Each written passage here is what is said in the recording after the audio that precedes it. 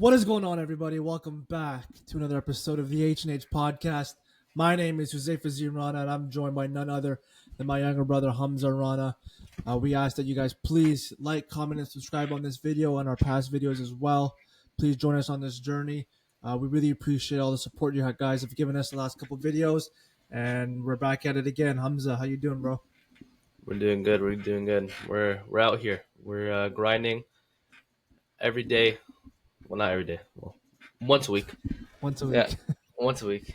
We're out here. We're working. We're really trying our best to create the best content for you guys, and hoping you guys will like this episode. We're excited for this one as well. Hamza, I see you're wrapping a phenomenal jersey. You want to talk about your jersey right now? Repping the Ottawa Senators, baby. We will win the Stanley Cup this year. Yes, Toronto sucks. We are the best team in Ontario. Matthews is balding. Anyways. Yeah, it is. Yeah, it is the repping best Ottawa Ontario. jersey today. Ontario is red. Ontario is red. Ontario definitely Always is red. I will be repping some random jerseys throughout, episodes. I've repped already the Micah Parsons jersey. Maybe in a couple weeks from now I might rep, another random one. So, yeah, any sport. I might even rep a curling jersey. I don't think curlers have jerseys. No, they do. They do. It's like the same thing that bowling people have, like the bowling players have. I think so. It's similar. Bowling jerseys, bowling. Yeah, no, I don't think they even have jerseys. It's like a dress shirt. They don't even use jerseys. Yeah, it's like a dress shirt with like a little design here. Yeah.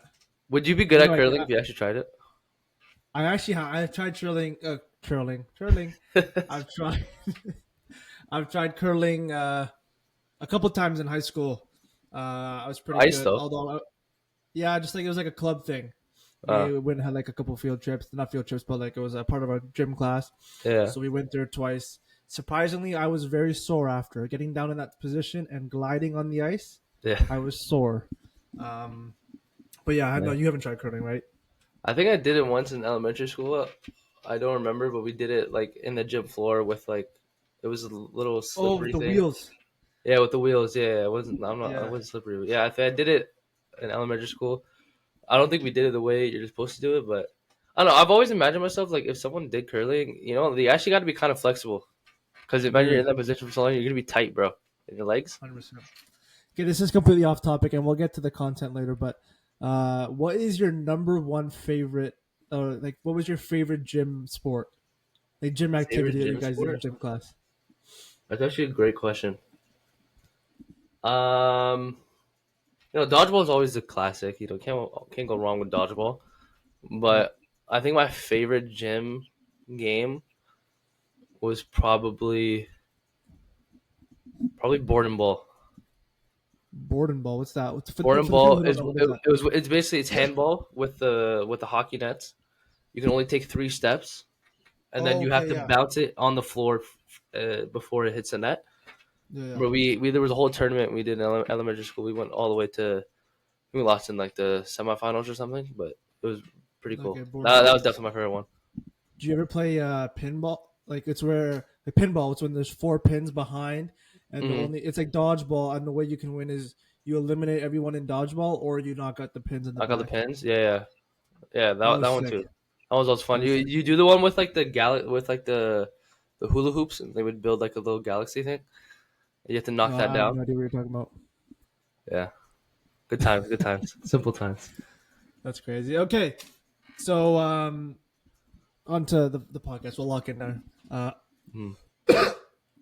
Sorry, something stuck in my throat.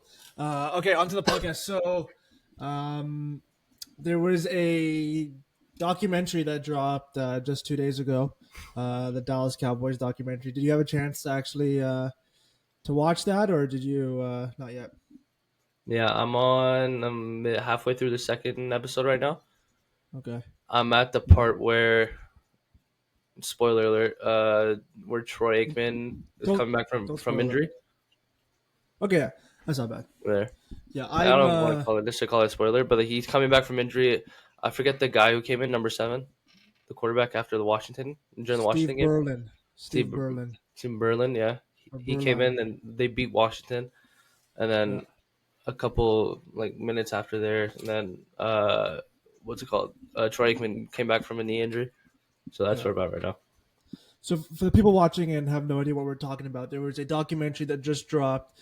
It's called "The America's Team: The Gambler and His Cowboys." It's basically a documentary talking about Jerry Jones, the owner of the Dallas Cowboys, and his process of purchasing the team in 1989, becoming the owner, and then the whole kind of the 90s run that the Cowboys had. And if you are not familiar, the Cowboys ran the NFL in the 1990s, and we haven't done anything since then.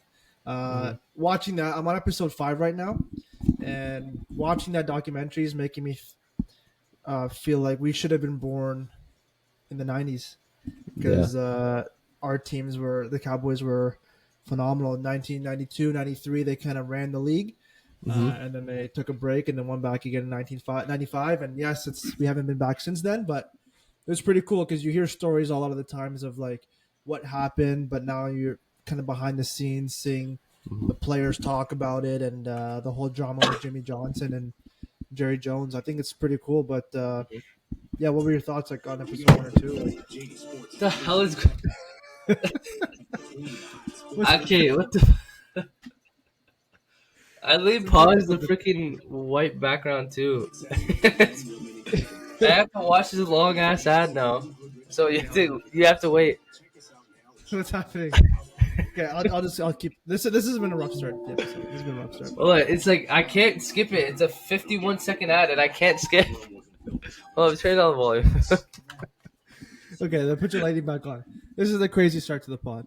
It's an unbelievable start. I can't believe This this. is crazy start to the pod. But no, what we're saying is the podcast, not the podcast, the documentary. It's interesting. It takes you back to the 90s. I'm on episode 5 right now. There's only 8 episodes in this whole documentary, so hopefully I'm going to finish it soon, and it'll be kind of interesting to see Yeah. what else Bro, we one learn. thing If I we found learn anything crazy, new. which I had no idea that it happened. I always knew about Herschel Walker, and I knew how good Herschel Walker was.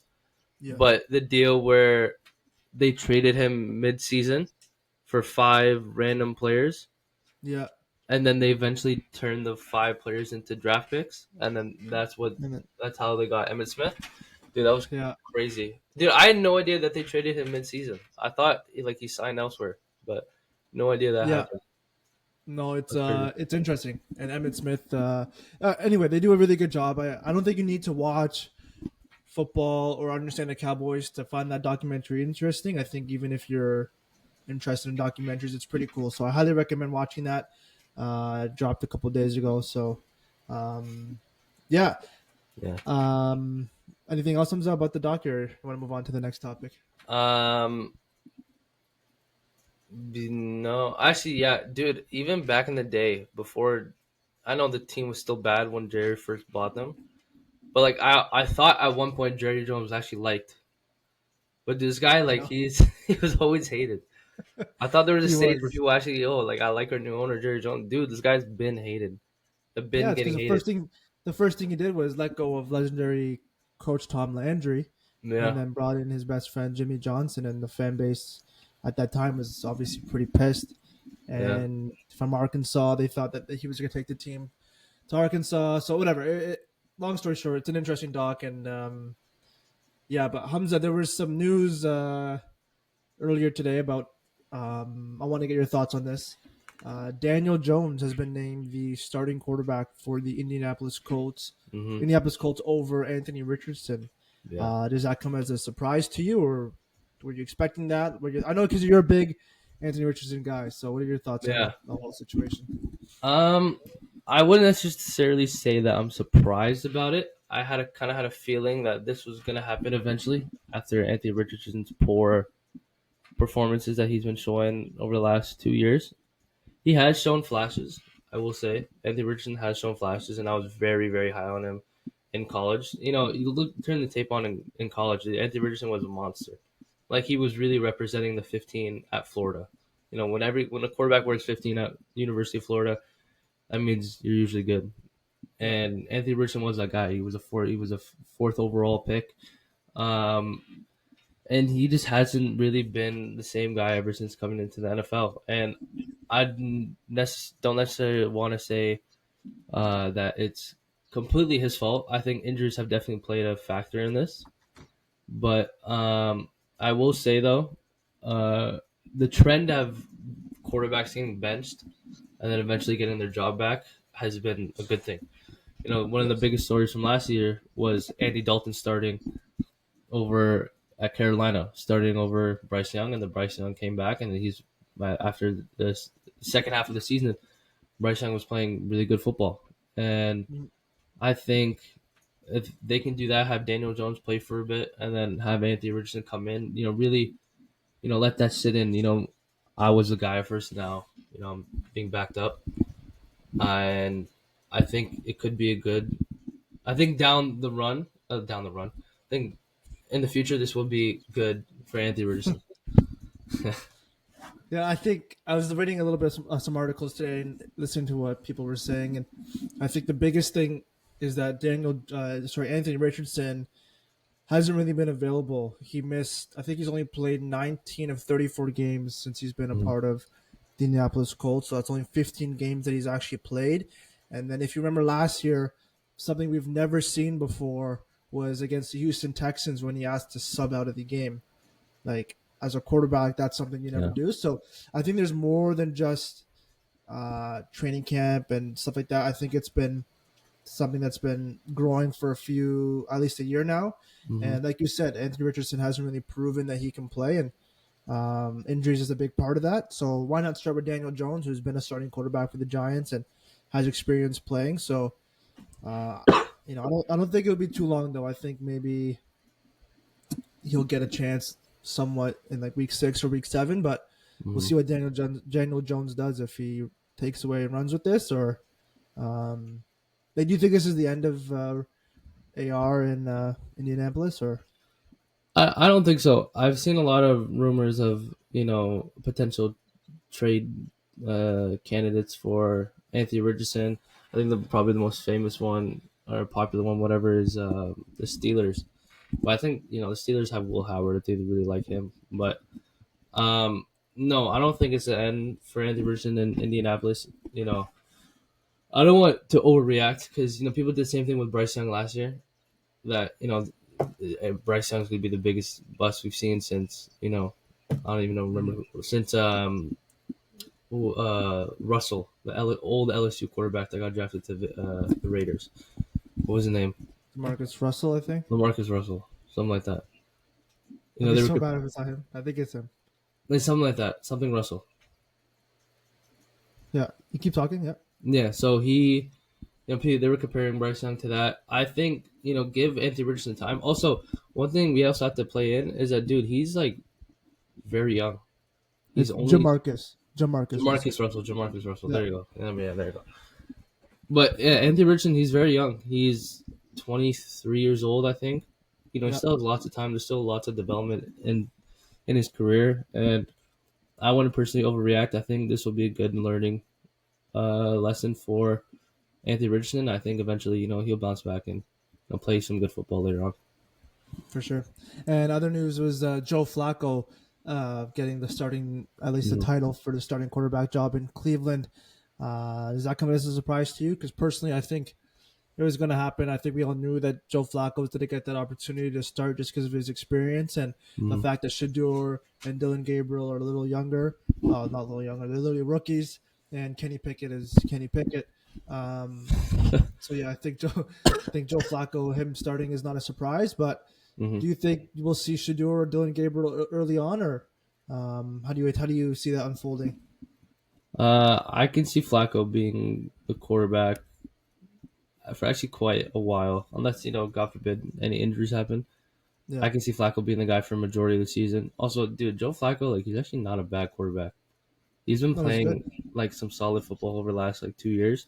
Remember when you Um, were a Ravens fan? People don't know that about you. that was a long time ago though. Hamza was a diehard Baltimore Ravens fan, and Joe Flacco was your guy. When I should have And been then, called diehard, I just liked Ray Lewis and Ed Reed. But yeah, this is a long, long time ago. This is before I even watched football. I would just I picked the Ravens. But yeah, yeah, no, Flacco, dude, he's that guy. He's gonna win MVP this year. No, Listen, don't get too ahead of yourself. Listen, next week we'll get into our division prediction winners and our MVP projections. Because hey, listen, man, in 2 weeks, literally 2 weeks tomorrow, from recording, Dallas Cowboys Philadelphia Eagles is the start of this season. Are you? I'm gonna miss the game, unfortunately. Yeah, that's a little tough. But hey, you know what? You're missing it for a good reason. You have your own football, you have your own practice, so that's more important at that time. But For sure. um, are you nervous for the home opener? Not home opener, but for the start of the season. So, I'm not gonna be nervous until the day of. Like, I'm not gonna be able to sleep. If Micah Parsons is not signed, are you more nervous, or do you think he's gonna get signed before? And I'm sorry for always talking about Micah Parsons. To everyone Yeah, watching but the I feel like podcast. this is like the most common trend that we're seeing nowadays. I think it's very frustrating that Micah's still not signed. Like I find it like, dude, we're back in that. I say we, yes we. Again, like I said it before, we are part of the team. Um, the Cowboys they're back in Dallas. They're back in Frisco. Yeah. Um, yeah, like I don't know what's going on. Like I don't know how no negotiations have been happening. It sucks. I see the clips. You probably saw the clips too of Michael Parsons just sitting on the chair behind everyone and just tossing the ball up in the air by himself, Yeah, wearing his jersey. he But looks so sad. He looks so yeah, sad. no, like, but Brian Schottenheimer did say that he expects Michael Parsons to play by week 1. So again, Yeah, but do you expect him to play with a new contract, or do you expect him to play with no new deal? I Because he's think it'd still be on the the. stupidest thing in the world if the Cowboys do not pay Michael Parsons before the season because you're just losing money. Yeah. It doesn't make And sense. we won't go further because we've talked about Micah. This is our fourth episode, I think, and every episode we've talked about Micah Parsons. But before we get into our next topic, Hamza, as you know, this is the last week of preseason before we get into final cuts on Tuesday. Hmm. From a Dallas Cowboys perspective, is there anyone on the team that you are expecting to make this team that you did not expect to make the team before, or you think it's status quo and they already have their roster kind of filled out?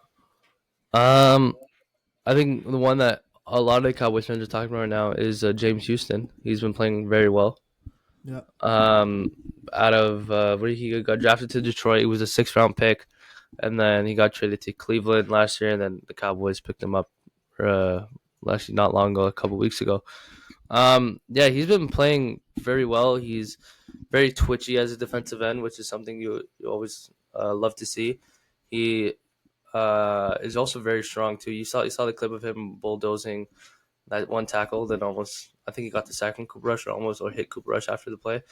Yeah, Um, exactly. but he looks very promising. Again, it's preseason, don't want to overreact, but I think it could be some more. Could be some good defensive end depth with the team that we have right now with Ezraku, Micah Parsons, Marshawn Nealand, Dante Fowler. We'll see if Sam Williams makes a cut. Um, and I think Sam Williams will make the cut. What do you mean? but dude, he's not playing good in the preseason. Sam Williams? He's Yeah, gonna he's coming off an injury though. 100% he's making the cut. He's making the team. You yeah, know who he I probably will. But the thing is, he's not really playing that good in the preseason. Yeah, but you know who's not playing good in the preseason and who has not played good since he's worn Yeah, a but the thing Cowboys is, you have jersey? to keep Joe Milton. You're not going to be able to No, I'm like not talking about Joe Milton. I'm talking about, do you know who's been on the Cowboys for a couple of years now and has not played well, and who I would not be surprised at all to be cut who. is Mozzie Smith. Like that guy, I don't know what's Yeah, happening with him. He's not performing at all. And you know who is actually his counterpart is Jay Toya from UCLA. I have his numbers here. 7th round pick. From what I'm hearing and what I'm seeing, Jay Toya is really having a good argument to kind of make that roster, which will be exciting. So we'll see what happens with the Cowboys and the rest of the league teams around the league. Because next Tuesday is roster cut day, so we'll see what happens with that. mhm. Um, Do you think but yeah, last one? Do you think Damone Clark's gonna make the cut? yeah, I think he will. Just from a depth perspective, you kind of have to, especially with Overshown being injured. Mm-hmm. Your linebacking core is Marius Leofau, Jack Sanborn. I'm missing someone. Kenneth Kenneth Murray. Murray. You got to keep DC. Damone Clark in there, and then obviously it's gonna be a rotational basis when Damo gets back. So we'll see what happens. But like I know this has nothing to do with real life, but we even did. We recently just got Madden 26, but we did roster cuts too for Dallas. I'm like, dude, this is like low key difficult because It there's a lot of is. players that mean a lot to the team. But like, I even cut Damone Clark because I didn't know who else to keep. Like, I don't know. Yeah. Like, there was so many. Even in the roster cuts, like I also cut James Houston because like there were so many players I couldn't fit in. So Well, good thing you're not the GM. So, I shut actually, you might be better than our current GM. So, No, definitely, um, dude. We okay. have we had this conversation before. I feel like if you and I, if we had the money, we able to buy out a team. I think we would do a great job as GMs. Being a GM. I agree. That's the dream job, bro. The dream job is dream. Wow. Let me take a second. Go Okay. ahead. The dream Yep. job is to be eventually a GM, which would be pretty cool Mm-hmm. opportunity. So yeah, we'll see how that goes. Okay, Hamza, on to our next topic, and Mm-hmm. this is something that was requested by a lot of our viewers. Fantasy football is right around the corner. I know many of you guys are probably have already had your drafts or the drafts are coming up, but fantasy football is a big part of a lot of NFL fans' lives, I guess, in the fall. You're obviously supporting your own team, but then you're also dialed into your fantasy football team. So what Hamza and I are going to do for this segment is I'll let you start, Hamza, but we're Mm-hmm. basically going to give two sleeper picks that we think are going to make, an unbelievable impact for or any fantasy owner drafting, and why we think that is. So Hamza, I'll let you go first with yours, and then I'll give my two sleeper picks. Do you want to go back to back? Like I just give mine two, or like I give one, you give one, and then Yeah, we'll do that. So you go first, and then you go, then I'll go, and then I'll finish it off okay. after. So my first sleeper pick, I don't necessarily don't even want to call it a sleeper anymore because a lot of people have been talking about it, but someone that you can get in the later rounds, look about round 7, round 6, is Jordan Mason, running back for Minnesota Vikings. Previously played for the San Francisco 49ers. Last year, he had 153 carries for 789 yards and 3 touchdowns. He averaged 5.3 yards per carry. You know, that is very good efficiency as a running back, averaging 5.3 yards per carry, especially in the National Football League. Like that's a very good stat to have. Jordan Mason is going to be splitting carries with the Minnesota Vikings running back one, Aaron Jones. In today's NFL, there's every team has two running backs, and I think Jordan Mason will be a good complementary fit alongside Aaron Jones. And I think given the opportunity, I think Aaron Jones will produce well. Going into midway through the season, I don't know if you remember this, but Jordan Mason was fourth in rushing yards in the NFL Mhm. around week 5 or something. So that is something to definitely look out on. And dude, he's a really good running back. Has really good contact balance. I love that word. Um,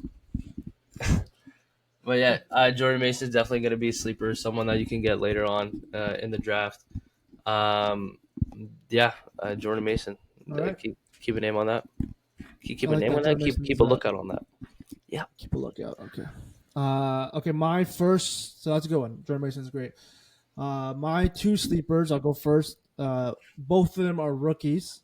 So Mm, take that into consideration. I just think they're sleeper picks for two reasons. One, the rookie draft class this year was actually really, really good. And I think every single player drafted in the first round at a skill position or even up to rounds 3, all these rookies can make an immediate impact for their respective teams. And with that being said, my first sleeper pick is tight end for the Indianapolis Colts, Tyler Warren.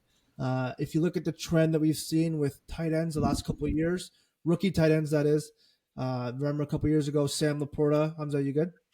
hmm Okay. Uh, 2 years ago, Sam Laporta had a breakout rookie year. Um, then last year, obviously Brock Bowers. For some reason, there's this trend of tight ends, rookie tight ends, that is, just getting into the league, making an immediate impact. And I think Tyler Warren is going to be that player for the Indianapolis Colts. Outside of Josh Downs, one of the receivers, and Michael Pittman, who has been really inconsistent also with injuries, Tyler hmm Warren is truly the only other option from a receiving perspective on that team. And we just talked about earlier, Daniel Jones now. He likes to throw the ball to tight ends down the middle of the field. He did it a lot in his time with the New York Giants with Evan Ingram and what was his name? Forgive me for this.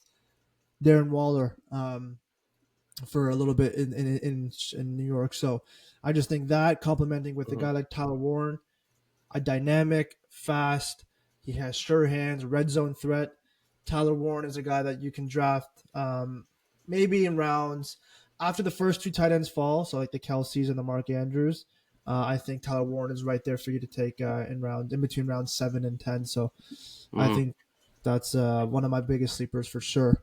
And Hamza, I'll kick it back to you for your second sleeper that we should keep in mind. And then my sleeper again, another rookie. Okay. From Texas. Talked about him Oh, before, Matthew Golden. yes.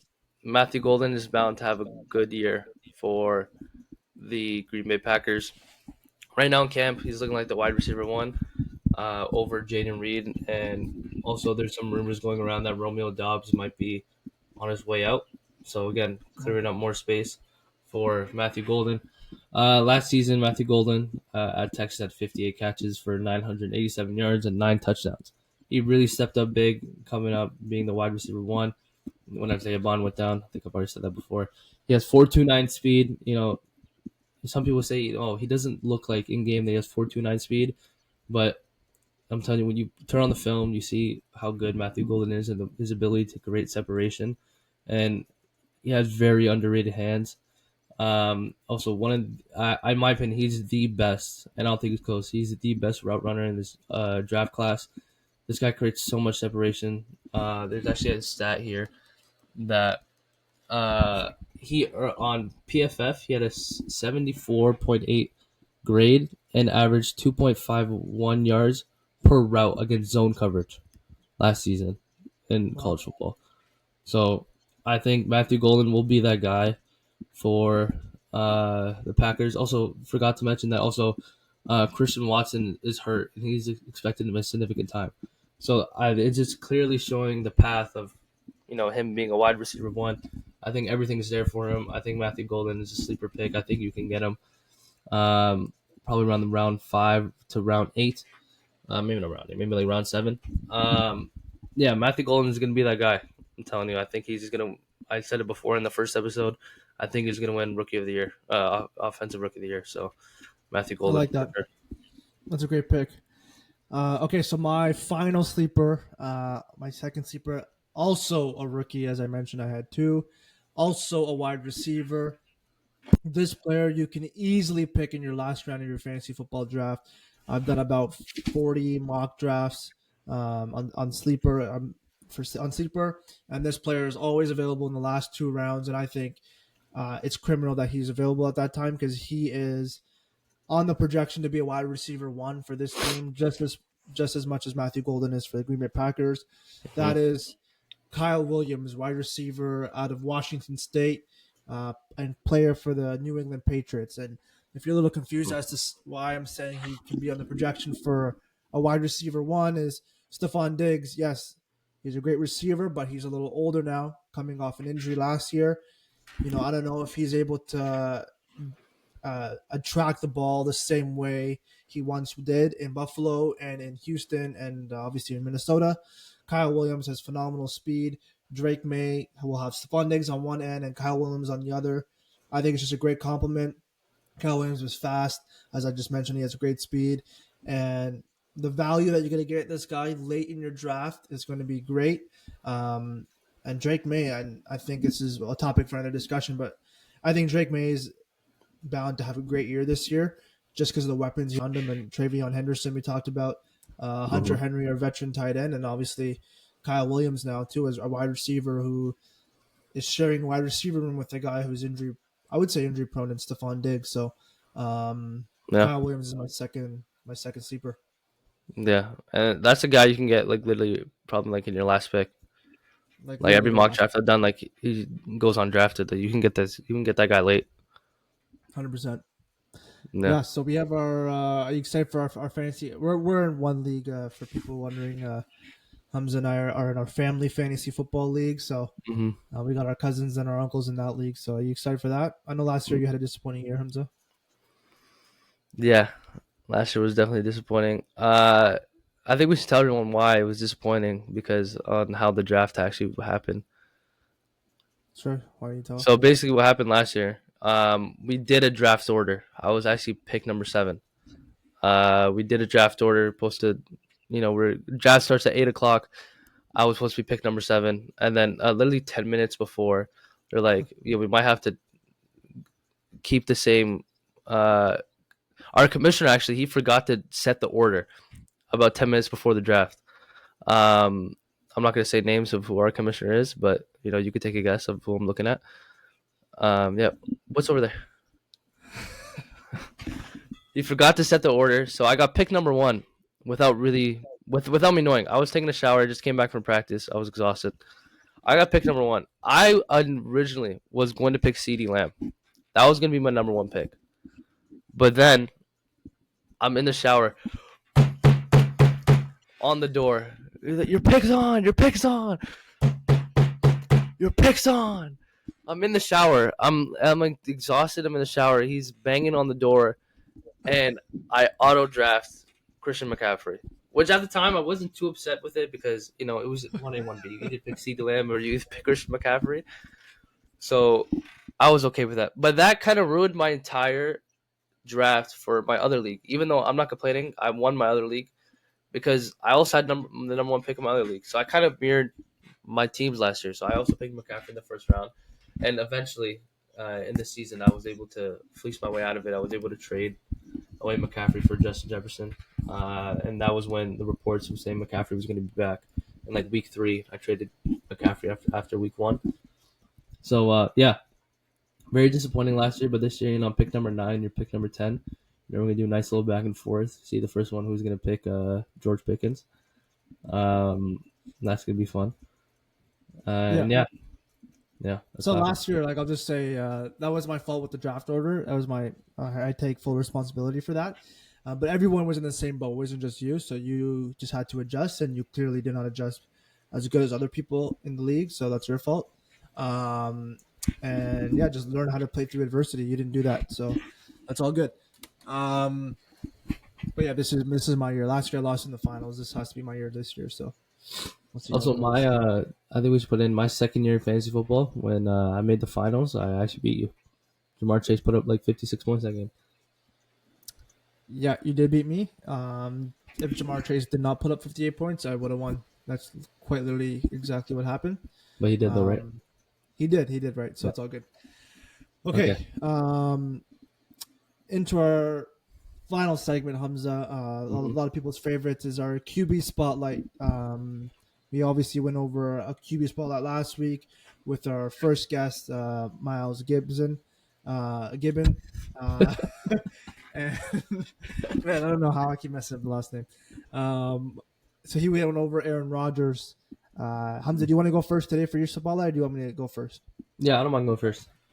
Okay, take it away. So my QB spotlight today will be Justin Fields. Justin Fields is now the new starting quarterback for the New York Jets, reunited with his former Ohio State wide receiver, Garrett Wilson. He's in a unique situation in terms of his offense. They still have Breece Hall. They had someone who was really high on in the draft before, Braylon Allen. Obviously Garrett Wilson, and they kind of don't really have a wide receiver 2. I don't even know who the wide receiver 2 is. Yeah, neither do I. Hold on, I'll check. Yeah, I think it's Laviska Shenault, maybe.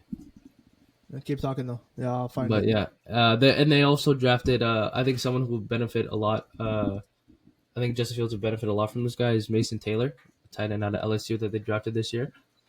I think he would be great. So I'm not gonna go over his stats from last year because he didn't really play as much. He was, in a weird situation in Pittsburgh. So I'm gonna go off his stats from last year. Last year, 2 years ago in 2023, Justin Fields threw for 2,562 yards. I'm going to take the over because he only played 13 games in 2023, and hoping Justin Fields plays more games. I think he will have more yards for sure. He had 16 touchdowns last year. I am actually going to take the under. Not last year, sorry, 2023. He had 16 touchdowns in 2023. I'm going to take the under, but not by a lot. I think he might have 14 or 15 touchdowns thrown. Okay. And I'm going to explain why later. He had 6 interceptions. I'm going to take the over. I think he's going to throw maybe slightly over. I'm going to go maybe 8 interceptions. But then also his rushing stats from 2 years ago. He had 657 rushing yards in 2023. I'm going to take the over. I think Justin Fields is going to rush for almost 1,000 yards as a runner. Wow. I think I'm going in between the range of. I'm just say over. I'm just gonna go for about 800 in my opinion. Then how many touchdowns did he have again? He had 4 rushing touchdowns. I'm also going to take the over on that. So I'm going to go over on that. I think Justin Fields will be a really good dual threat quarterback next year. So just his receivers, other than Garrett Wilson, are Josh Reynolds, Alan Lazard, Tyler Johnson, Arian Smith are the 5 that they have there. Wait, they don't have So Chenault? basically, Chenault? no. So basically, it's just Garrett Wilson on that team. Yeah, so that's a tough one. Hopefully they figure something out. But yeah, there you go. That's my QB spotlight. Okay, Justin Fields, I respect that.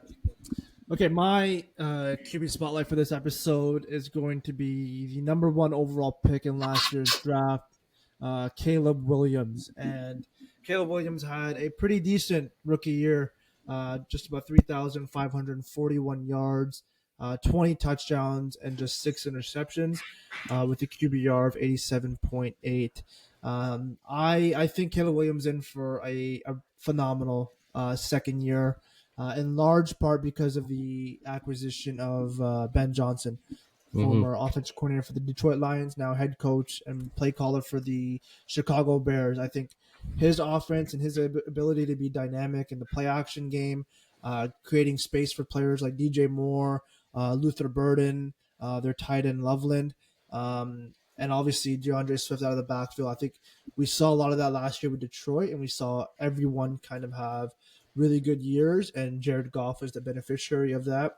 I think Caleb Williams is a better athlete than Jared Goff, and his weapons now are going to be able to benefit from a good system in Ben Johnson. So with all that being said, I'm going to go with the over in passing yards. I think he's going to get over 3,500 passing yards. I'm going to smash the over in touchdowns. I think he's going to get well over 20 touchdowns, and interceptions. Those are kind of always hard to tell, but just because he had 6, I'll say he gets a few more than just 6 interceptions. But overall, I think we see a phenomenal jump in Caleb Williams' second year. I don't know. I'll stop saying phenomenal. I think we'll see a great step in Caleb Williams' progression as a second-year quarterback now. And also, I think one thing that's not talked about enough is how good of a year Jaden Daniels had last year, and he was obviously the second overall pick. And yes, he's a Washington Commander, but at the end of the day, we have to give our respects to a guy who is going to be a franchise quarterback and is a franchise quarterback for that team. So I think him having a good first year, Caleb Williams having an okay first year, but now getting Ben Johnson is going to motivate Caleb to do a lot more. And I'm expecting a really, really big second year for Caleb Johnson. Okay, there you go. What's so funny? I just I'm not gonna have to tell you after. I don't want to say it on. Okay. Okay, that's fine. I'll tell you after. Okay, cool. Okay. So Hamza, I do have another question for you. A final question for you. Mm-hmm. We actually haven't gone over this yet. If you are going to be stuck on an island, this is a completely off-topic question. You're stuck on an island, and you need these 3 football players to help you survive with you. Like, they're kind of with you on this island. Yeah. Which 3 current NFL players are you picking, and why, to help you survive on this island? Okay, that's a good question.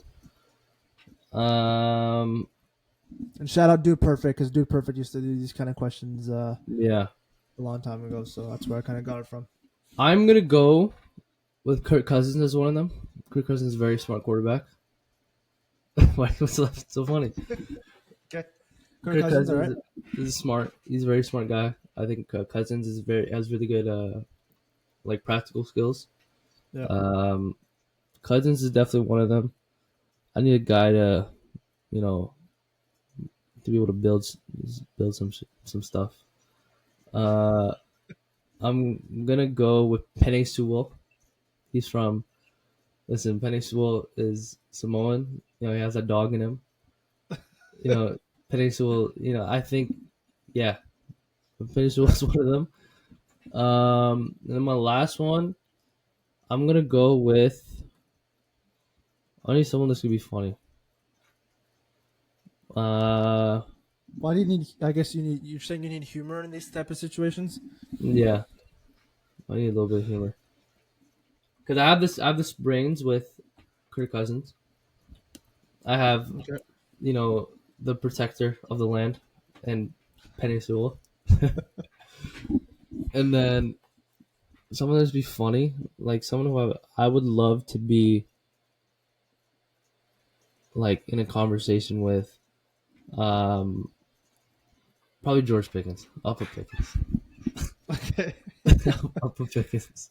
George Pickens, Kirk Cousins, and Penei Sewell are your Yeah. three island buddies. Mm-hmm. Okay, for me, really quickly before we end the pod. If I ask Pickens a question, he'd be like, "Oh, yo, so Pickens like, what'd you do today?" He'd be like, "Yeah, I was good." He's like, Yeah. Short and sweet is his answers for sure. Okay, for me, really quickly, you kind of took Penei Sewell from me. I was gonna pick him because he is just a monster. But I won't, just for the fun of it. I won't do that. Okay, so my first one, I'm gonna go with Mike. I'm gonna go with Micah Parsons. He's pissed about this contract negotiations. And now he's stuck on an island with me, and so he's now he's gonna gonna kill be you. what? Now he's gonna kill you because he's No, pissed. but like I'm a Cowboys fan, and he's gonna protect me, and we're gonna be great. So Micah Parsons, and he's also funny as well. So Micah Parsons is one of them. I Mm-hmm. like your Kirk Cousins pick. I laughed in the beginning, but he does have the brains to be able to do that. For me, I'm gonna go with for that perspective from a quarterback. I'm gonna go with I'm gonna go with. Damn, I can't even decide right now. I was also thinking Stafford at first. Yeah, you know what? That's I literally was just gonna say that.